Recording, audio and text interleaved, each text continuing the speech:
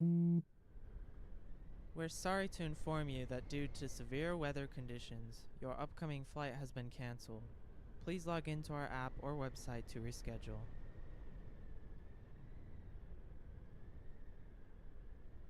Fuck. I had just laid down, fur still wet from the shower, luggage packed and ready to go. I was bracing myself for a short night of sleep, but now it looks like I have no flight to wake up for tomorrow. I stare at the cancellation message, silently willing it to change into something else. It doesn't, of course. Pull myself off of my creaking mattress, reaching blindly for the suitcase I'd placed next to the bed. I unzip it and fish out my pillow and an extra blanket. I wrap it haphazardly around myself and stuff the pillow under my head, not even bothering to make the bed properly. My phone buzzes again. An email from the airline, bringing another reminder of the cancellation. Yep, no escaping it now. I'm not going anywhere. I was really looking forward to leaving. After a prolonged minute of staring into nothing, I begrudgingly opened my flight app. The bright colors of the loading screen beamed down on me. I roll over onto my side and watch the wind-beaten window, that thin sheet of glass keeping the blizzard at bay. What am I doing? There's literally no point in trying to reschedule now. A snowstorm like this will put the entire city out of commission for a while. Take one last look at my phone. Low battery mode, 3% power. I know the feeling. I flop my arm over the side of the bed once again, pawing around for the charging cable. The phone buzzes lightly as I plug it in, and I flip over to stare once again at the window. Sleep finds me faster than I expect. At least in my dreams, I am somewhere else.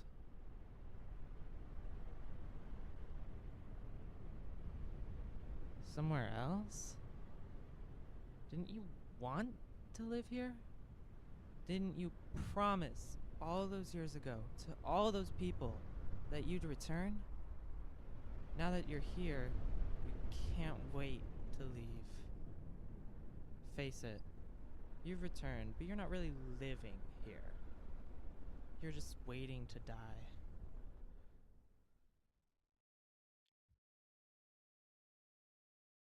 I shiver a little.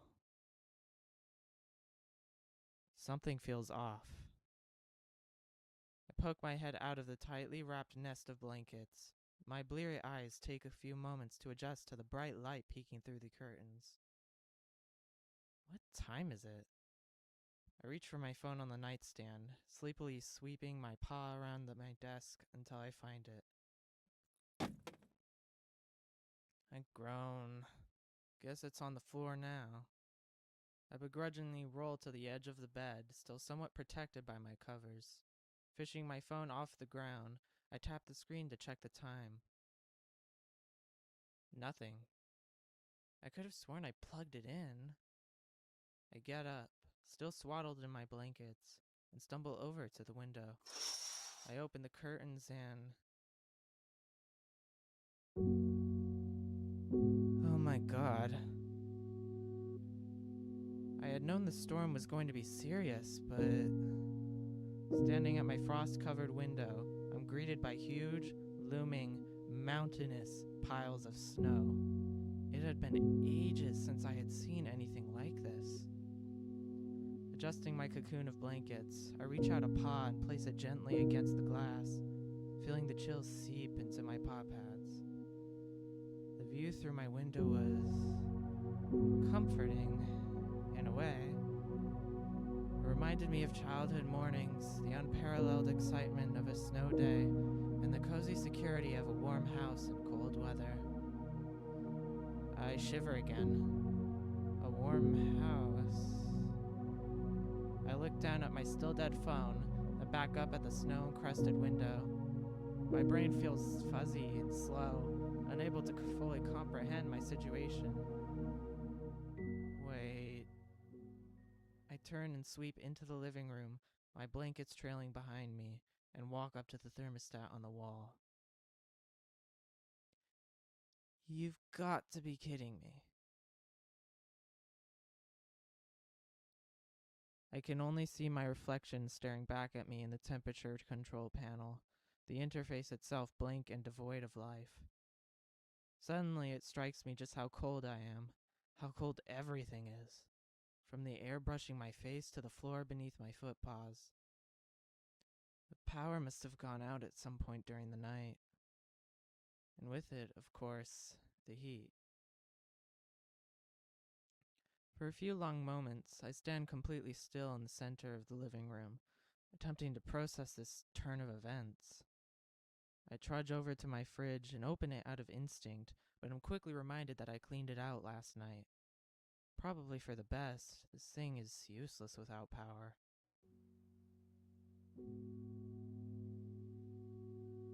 Defeated, I slowly walk to my chilled easy chair and sit, unsure of what to do. Without a clear way out of this mess, all I can do is start to daydream. I wonder if he's still here, enduring the storm like everyone else. Who am I kidding? I've been back here a whole year and there's been no sign of him. Not that I've actively scoured the city for him, but I've just been so busy. Work has been so busy. Life just got in the way.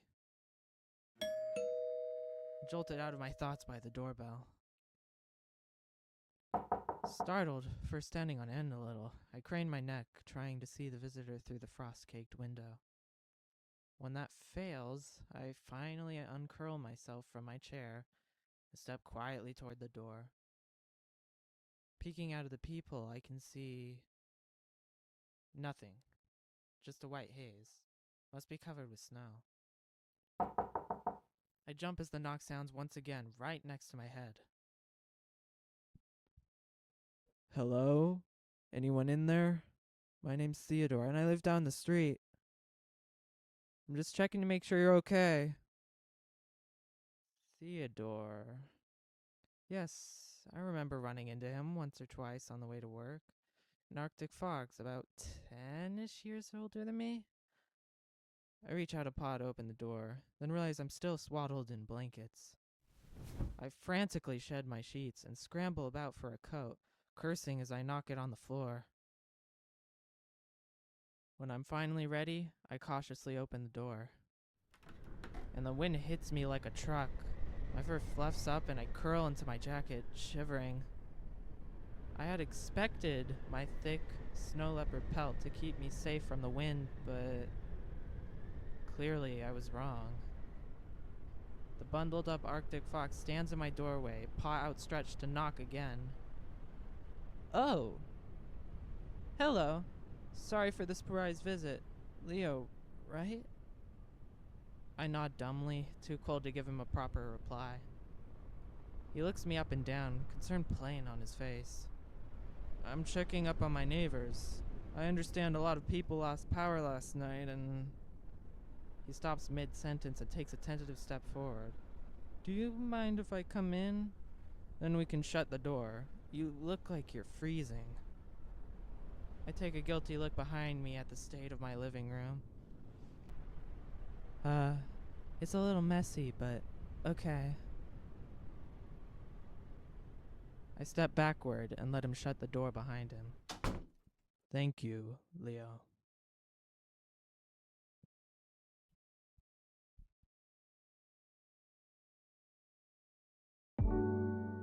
Some weather we're having, right? He gives me something between a grimace and a smile, clearly trying to lighten the mood as I shiver next to the door. He looks me up and down again. I nod once more, pulling my coat tighter around myself. I miss my blanket cocoon. How can I help you? Well, I'm hoping I can be the one to help you. His eyes scan the room, landing on the dead thermostat and the piles of blankets on the floor. I wince internally, thinking about what a mess the place is. It's looking like this whole side of the street lost power. As I understand it, the snowstorm knocked over a tree, which, in turn, uprooted an electric pool. Oh.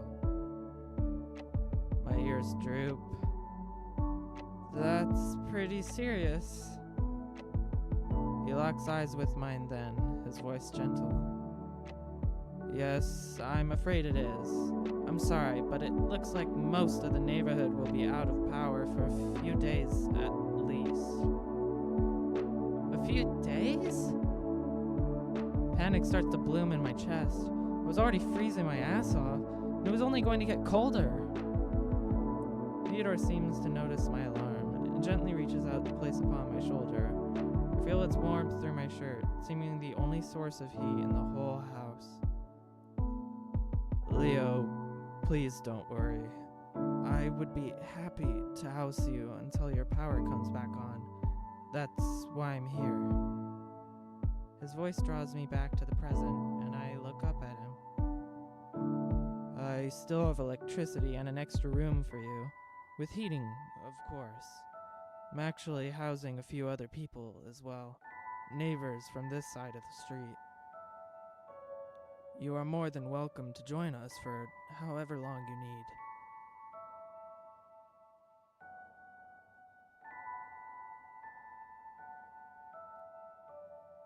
The gears start turning in my head. Before this, Theodore and I seldom spoke, and now he's offering to house me? I didn't have any reasons to be skeptical, but... I know this might sound like it's coming out of nowhere, but we haven't had a winter this bad in quite a while. Neighbors should look out for one another in times like these, right? A group of random people at another person's house? Someone I didn't really know? And the crowd we've got is pretty friendly, I promise. His tone is warm, inviting, and absolutely genuine. I take one more look at the dead thermostat, and it stares back at me vacantly. Well, it seems to say, what other choice do you have? Take a deep breath and regain my voice. Okay, sure. If you don't mind, I'd love to stay at your place, at least until my power comes back. Theodore beams at me, clearly pleased. Glad to hear it. Why don't you gather some of your stuff to bring over, and let me know if you need a hand.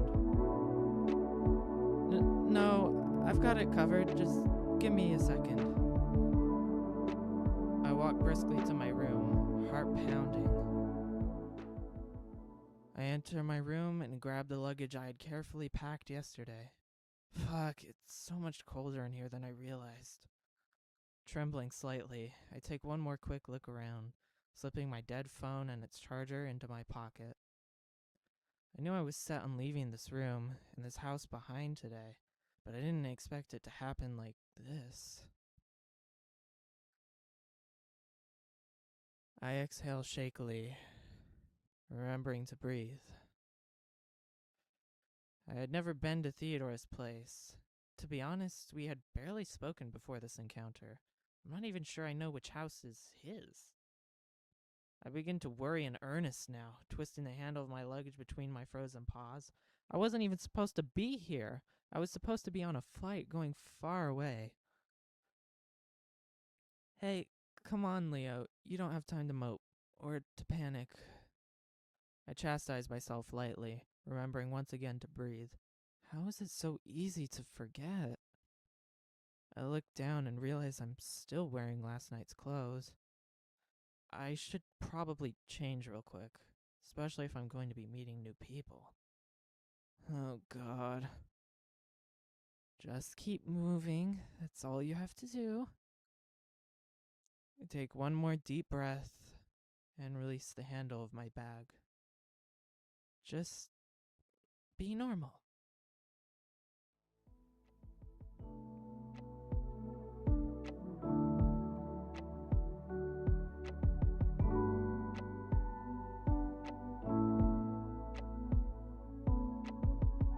Theodore looks up from his phone as I return to the living room, glancing at my full luggage. All packed? Anything you need me to carry? No, I think I've got everything I'll need. And it's just down the street.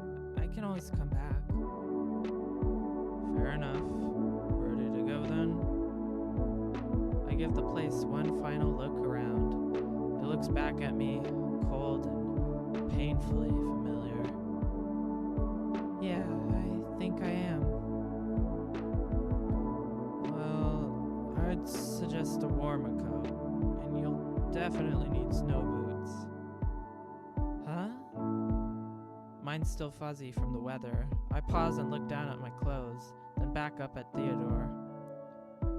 Look, I've been walking around in it all day.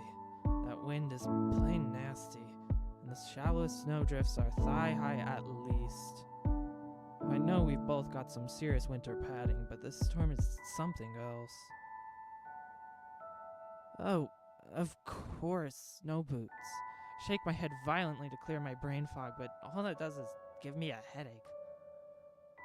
Right, sorry, let me just... Theodore flashes me a warm smile. Take your time. I putter around the messy room, collecting my thickest coat and sturdiest boots. My paws twitch slightly at how cold they are. It felt like everything in the house froze overnight, including my brain, I guess. I quickly zip up my coat and button over the zipper, then begin struggling with the boots. There we go, that's more like it. Try to give him a smile back. Ready to go. Promise, this time.